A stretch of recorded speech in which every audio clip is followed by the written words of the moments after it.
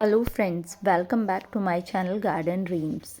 हम शुरू करते हैं गार्डनिंग फॉर बिगनर्स पार्ट 3। इस सीरीज़ में मैंने आपको बताया है कि किस तरह से अगर हम गार्डनिंग में न्यू हैं तो अपनी गार्डनिंग जर्नी को कैसे शुरू कर सकते हैं, कौन सी कंडीशंस के प्लांट हमें लगाने चाहिए, कौन से एरिया में लगाना चाहिए, उसके लिए क्या सॉइल मिक्स रहेगा, क्या प्लांट सेलेक्ट करने का क्राइटेरिया रहेगा, कौन से पॉट बेस्ट रहेंगे।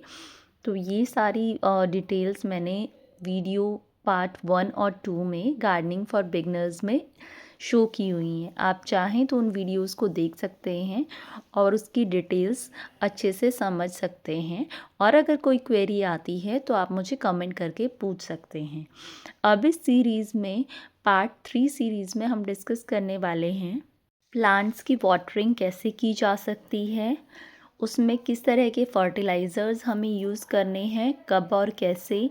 और बात आएगी कि लास्ट में हमें इम्पॉर्टेंट प्रो टिप, सबसे इम्पॉर्टेंट केयर कैसे करनी है। तो चलिए शुरू करते हैं। फर्स्ट हमारा पॉइंट आता है वाटरिंग।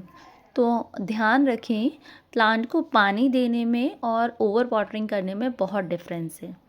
वाटरिंग करना मतलब उसे अच्छे से पानी देना जब तक पानी नीचे से निकल नहीं जाता है, ठीक है। और ओवर वाटरिंग का मतलब होता है कि जब तक सॉइल सूखे नहीं हमें उसे दोबारा पानी नहीं देना चाहिए। तो ओवर वाटरिंग तब होती है जब सॉइल सूखे बिना आप बार बार उसमें पानी दे रहे हैं।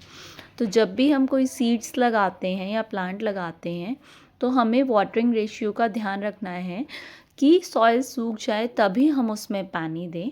और अगर हमने सीड्स जर्मिनेट करने के लिए लगाए हैं तो हम उसे हल्के हाथ से ही पानी दें ताकि जो सीड्स हैं वो ख़राब ना हों। कोशिश करें कि सीड्स ग्रो करने से पहले हम प्लांट से ही स्टार्टिंग करें, वो हमारे लिए ज़्यादा बेहतर होता है। तो हमेशा वाटरिंग कैसे करनी है इस चीज़ का हमें ध्यान रखना है, क्योंकि प्लांट के सर्वाइवल के लिए सबसे ज़्यादा इम्पॉर्टेंट है।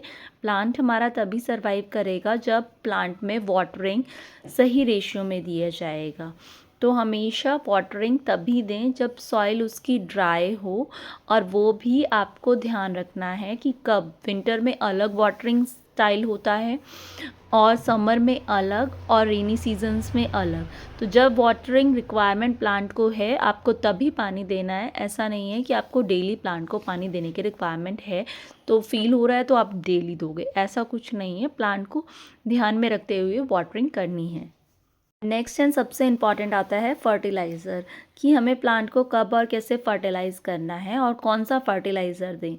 तो आप सबसे इम्पॉर्टेंट जो हमारे पास होता है, हमें वर्मी कंपोस्ट और बोन मील है, ये हमें रेगुलर इंटरवल पे ऐड करते रहना चाहिए। अगर हम एक मुट्ठी बोन मील और 20% ऑफ होल सॉइल अगर हम वर्मी कंपोस्ट ऐड करते हैं अपने सॉइल में तो हमारे प्लांट्स बहुत ही अच्छे रहते हैं। इसके अलावा हम NPK फर्टिलाइज़र भी यूज़ कर सकते हैं। कोशिश करें कि आप ऑर्गेनिक फर्टिलाइज़र यूज़ करें। ये फ्लावरिंग के लिए होता है, ये 20 to 30 डेज़ के इंटरवल में दें।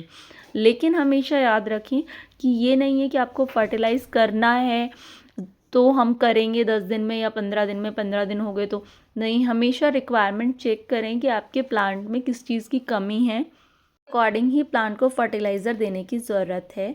और अगर आपको नहीं समझ आता तो आपके यहाँ जो भी कोई लोकल माली आता है या फिर प्लांट सेल करने वाला आता है, आप उनसे भी गाइडेंस ले सकते हैं। लेकिन प्लांट को ख़राब इनिशियल स्टेज पे ना करें। ओवर फर्टिलाइजेशन से भी प्लांट जो होते हैं वो मर जाते हैं।